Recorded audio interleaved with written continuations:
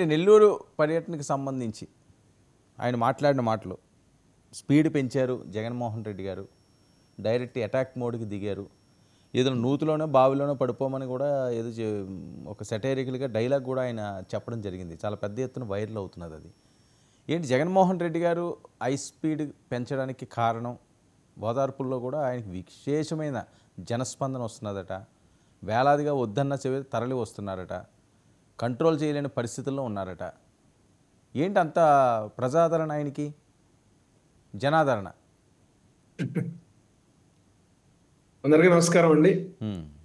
Sir, జనాదరణ కన్నా కూడా ఒక బలవంతపు బల నిరూపణ లేకపోతే జన సమీకరణ అంటే చాలా బాగుంటుంది సార్.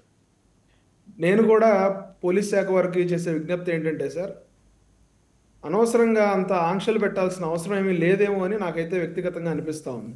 ఎందుకంటే ఆంక్షలు పెడితేనే వాళ్ళు ఇంకా డబ్బులు ఖర్చు పెట్టో లేకపోతే బలవంతంగా మన నాయకుడిని అడ్డుకుంటున్నారు అనే ఒక ఎమోషన్ని రెచ్చగొట్టి ఒకరో ఇద్దరో లేకపోతే కొంతమంది జనాన్ని సమీకరించుకునే పరిస్థితి ఉంటుంది. కాబట్టి ఆయన అలా వదిలేస్తే ఫ్రీగా ఆంక్షలు ఏమీ లేకుండా బాగుంటుంది అనేది అయితే నా అభిప్రాయం.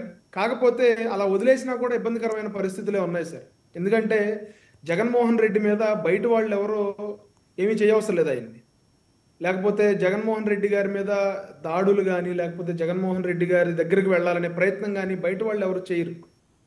పోలీసులు కనుక అలా ఆంక్షలు పెట్టకపోతే ఈ వైఎస్ఆర్సీపీ కార్యకర్తల ముసుగులో వచ్చేవాళ్ళు ఎవరైతే ఉన్నారో వాళ్ళు జగన్మోహన్ రెడ్డి గారి మీదకి వెళ్ళటం, లేకపోతే జగన్మోహన్ రెడ్డి గారి ప్రాపర్టీస్ని, అంటే for example helicopter, last time Rayalaseema వెళ్ళినప్పుడు అక్కడ హెలికాప్టర్ మీద వాళ్ళు పడిపోయారు, హెలికాప్టర్ మీద పైకెక్కి డ్యాన్స్ చేయటము, లేకపోతే జగన్మోహన్ రెడ్డి గారిని ఇబ్బందికరమైన పరిస్థితులు వీళ్ళే క్రియేట్ చేస్తారు. అదేవిధంగా మనం మిర్చి యాడ్లో చూసాం, అదేవిధంగా సత్తెనపల్లిలో చూసాం, అదేవిధంగా ఒక వైఎస్ఆర్సీపీ కార్యకర్త కూడా మరణించిన పరిస్థితి మనం చూసాం. సో ఇది ఎలా ఉందంటే సార్, ఒక రకమైన ఆంక్షలు పెట్టకపోతేనేమో వీళ్ళని కంట్రోల్ చేయలేని పరిస్థితి, ఆంక్షలు పెడితేనేమో అదిగో మమ్మల్ని బయట తిరగనివ్వకుండా ఆంక్షలు పెడతా ఉన్నారని చెప్పి ప్రభుత్వం మీద దుమ్మెత్తిపోసే పరిస్థితి. ఈ సందర్భంగా నేను ఏం చెప్తా ఉన్నానంటే, అతన్ని అంటే ఎట్లా పోలీసు వాళ్ళు ఎట్లా రియాక్ట్ అవ్వాలో కూడా నాకు అర్థం కాని పరిస్థితి సార్. సో ఒక రకంగా జగన్మోహన్ రెడ్డి గారిని వాళ్ళ కార్యకర్తల నుంచి పోలీసులు కాపాడడానికి అంతమంది పోలీసులు వస్తూ ఉన్నారని ఆంక్షలు పెడతా ఉన్నారు తప్ప జగన్మోహన్ రెడ్డి గారి పర్యటనని అడ్డుకోవాల్సిన అవసరం, జగన్మోహన్ రెడ్డి గారి పర్యటనను అడ్డుకోవాల్సిన ఉద్దేశం మా కూటమి పార్టీలకు కానీ మా కూటమి ప్రభుత్వానికి కానీ లేదు. కానీ జగన్మోహన్ రెడ్డి గారు ఎక్కడికి వెళ్ళినా కూడా సేమ్ స్క్రిప్ట్ చదువుతూ ఉన్నారు. ఈ రోజున నల్లపరెడ్డి ప్రసన్న కుమార్ రెడ్డి గారిని పరామర్శించారు, అదేవిధంగా కాకాని గోవర్ధన్ రెడ్డి గారిని జైలుకి వెళ్ళి పరామర్శించారు. సార్, మేము చంద్రబాబు నాయుడు గారిని మేము పరామర్శించాం, ఆయన్ని జగన్మోహన్ రెడ్డి గారు అక్రమంగా జైల్లో పెట్టినప్పుడు. కానీ ఎక్కడా కూడా అసాంఘిక శక్తులు చొరపడడం కానీ లేకపోతే మేము కంట్రోల్ తప్పి వ్యవహరించడం కానీ కార్యకర్తలు కంట్రోల్ తప్పడం కానీ ఎక్కడా లేదు. పవన్ కళ్యాణ్ గారు, లోకేష్ గారు, బాలకృష్ణ గారు ఆ రోజున రాజమండ్రి సెంట్రల్ జైలు దగ్గర ఆయన పరామర్శించినప్పుడు చాలా హుందాగా వెళ్ళి వచ్చేశారు. బయటకు వచ్చి మా రాజకీయ కార్యాచరణ ఏంటో చెప్పాను తప్ప ఈ రోజున నల్లపరెడ్డి ప్రసన్న కుమార్ రెడ్డిని పరామర్శించి ఆయన ఏదో అసలు అమాయకుల్లాగా, ఆయన ఏమీ వ్యాఖ్యలు చేయనట్టు, ఆయనకు అసలు ఏమీ తెలియనట్టు 6 సార్లు ఎమ్మెల్యే అని చెప్తే 6 సార్లు ఎమ్మెల్యే అయితే ఆయన మీద కేసు పెట్టకూడదా సార్ రాజ్యాంగం ప్రకారం? ఆయన తప్పు చేస్తే ఆయన ఎవరు హర్షించలేని మాటలు మాట్లాడారు. ఇప్పుడు పదే జగన్మోహన్ రెడ్డి గారు ప్రసన్న కుమార్ రెడ్డి గారి మదర్ ఉన్నారని చెప్తా ఉన్నారు ఇంట్లో. ఆ రోజున ఎవరో రౌడీ ముక్కలు దాడి చేసినప్పుడు ఆవిడ అడగలేదా సార్, మా ఇంటి మీదకి ఎందుకు దాడికి వచ్చారయ్యా జగన్మోహన్ రెడ్డి, మేమేం తప్పు చేసాము, మా అబ్బాయి ఏమంటే ఇట్లా జరిగిందని ఆవిడ అడగలేదా సార్?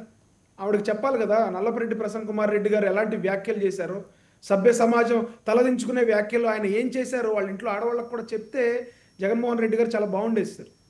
బయటకు వచ్చి ఆయన చేసిన వ్యాఖ్యలు చేస్తే ఎదుటి వాళ్ళు వ్యాఖ్యలు చేయాలి అంటే, మీరు బూతులు తిడితే మేము బూతులు తిట్టాలి, మేము బూతులు తిట్టాం కాబట్టి మీరు బూతులు తిట్టాలి, ఇటువంటి వ్యాఖ్యలు ఎంతవరకు కరెక్ట్ సార్? కొన్ని రాజకీయాల్లో కూడా లిమిటేషన్స్ ఉంటాయి సార్. మనం ప్రజాప్రతినిధులు అయినంత మాత్రాన, లేకపోతే మనం రాజకీయాల్లో ఎన్నో సంవత్సరాల నుంచి ఉన్నంత మాత్రాన, మన రాజకీయంగా మనకు బ్యాక్గ్రౌండ్ ఉన్నంత మాత్రాన ఇష్టం వచ్చినట్టు నోటికి ఏది వస్తే అది ఇంట్లో ఆడవాళ్ళకి చెప్పుకోవాలి కదా మనం ఏం మాట్లాడుతూ ఉన్నామో. మనం బయటకు వచ్చి ఒక సభలోనో లేకపోతే ఒక మీటింగ్లోనో మాట్లాడినప్పుడు ఇంటికి వెళ్ళిన తర్వాత క్వశ్చన్ చేస్తారు కదా సార్, మన ఇంట్లో కూడా ఆడవాళ్ళు ఉంటారు కదా, వాళ్ళకి చెప్పాలి కదా మనం ఏం మాట్లాడుతూ ఉన్నాం. ఈ రోజున ప్రసన్న కుమార్ రెడ్డి గారు అసలు ఏమీ తప్పు చేయనట్టు జగన్మోహన్ రెడ్డి గారు మాట్లాడుతూ ఉంటే చాలా నాకేం ఆశ్చర్యం అనిపించలేదు. ఎందుకంటే గత 5 సంవత్సరాలుగా వాళ్ళు చేసిన అలాంటి వ్యాఖ్యలే కదా, వ్యక్తిగత విమర్శలు, ఇంట్లో మహిళల్ని దూషించటం, లేకపోతే చిన్నపిల్లల్ని దూషించడం, ఇటువంటివే కదా ఆయన చేసింది. పైగా ఈ రోజున ఆయన స్పీచ్లో ఏం చెప్తా ఉన్నారు, దేవినేని అవినాష్ అంట చిన్నపిల్లోడు అంట. దేవినేని అవినాష్ చిన్నపిల్లోడా సార్? అతను చేసిన కార్యక్రమం ఏంటి, అతను చేసిన దాడులు ఏంటి, టీడీపీ పార్టీ ఆఫీస్ మీద రౌడీ మోకలను వేసుకుని, కార్లు వేసుకుని, వందలాది మంది కార్యకర్తలను తీసుకుని అతను చేసిన కార్యక్రమం ఏంటి సార్? అతను ఏమైనా చిన్నపిల్లోడా? అతని మీద కేసు పెట్టారు, అన్యాయంగా కేసు పెట్టారంటారేంటి సార్? జోగి రమేష్ గారు ఎటువంటి కార్యక్రమాలు చేశారు సార్? ఆయన చంద్రబాబు నాయుడు గారు ఇంటి మీదకి వందలాది మంది సైన్యాన్ని వేసుకుని ఆయన దాడికి ప్రయత్నం చేస్తే అది తప్పు కదా సార్? వాళ్ళ అబ్బాయి అగ్రిగోల్డ్ భూముల్ని తారుమారు చేస్తే అది తప్పు కదా సార్? చిన్నపిల్లోడు చిన్నపిల్లోడు పెద్ద పెద్ద కార్యక్రమాలు ఎందుకు చేయాలి సార్? చిన్నపిల్లోడు ఒక ల్యాండ్కి సంబంధించిన ఇష్యూలు అతను ఎందుకు తలదూర్చాడు? అతనేం చిన్నపిల్లోడు కాదు. అతను అన్నీ బాగుంటే జోగి రమేష్ గారు ఎమ్మెల్యే క్యాండిడేట్గా నుంచో పెట్టేవాడు మొన్న ఎలక్షన్లో. మిథున్ రెడ్డి గారు ఏదో అమాయకుడు అంట, మిథున్ రెడ్డి గారి మీదే లిక్కర్ కేసు ఎందుకు పెట్టాలి? అంబటి రాంబాబు గారి మీద కూడా పెట్టొచ్చు కదా, లేకపోతే రోజా గారి మీద కూడా పెట్టొచ్చు కదా. నిజంగా మిథున్ రెడ్డి గారి మీద మాకు కక్ష ఉంటే, పెద్దిరెడ్డి రామచంద్రారెడ్డి గారి మీద కక్ష తీర్చుకోవడానికి ఆయన కొడుకుని అరెస్ట్ చేశారని చెప్తా ఉన్నారు. ఆయన మీద ఎందుకు పెట్టాలి? ఎవరి మీదన్నా పెట్టొచ్చు కదా, జగన్మోహన్ రెడ్డి గారి మీదే పెట్టొచ్చు కదా. వైవి సుబ్బారెడ్డి గారి మీద కూడా కక్ష సాధింపండి. వైవి సుబ్బారెడ్డి గారి కొడుకులు లాక్కొస్తా ఉన్నారంట.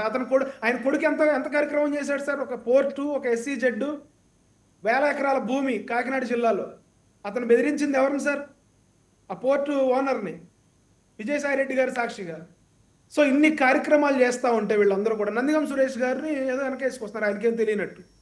నందిగం సురేష్ గారు మన కృష్ణలంక పోలీస్ స్టేషన్లో డైరెక్ట్గా వెళ్ళి పోలీసుల మీద దాడి చేసిన సంగతి మేమంతా మర్చిపోయాము. అప్పుడే విడుదల రజనీ గారు ఎటువంటి వ్యాఖ్యలు చేశారో మేము మర్చిపోయామా? రోజా గారు ఎటువంటి వ్యాఖ్యలు చేశారో, ఈ రోజుకి ఆవిడ ఎటువంటి వ్యాఖ్యలు చేస్తూ ఉన్నారో అంతా ప్రజలంతా మర్చిపోయారా? అంటే మీరు నాటిందే మీకు తిరిగి వస్తుందంటే, అంటే మీరు ఆల్రెడీ నాటిందేగా ఇది 2019 నుంచి 24 వరకు. అంటే మీరు ఆ రోజున ఏం చేశారో దానికి ప్రతిచర్యగా మమ్మల్ని కూడా చేయమని మీరు మమ్మల్ని ప్రోత్సహిస్తా ఉన్నారా? ఓకే.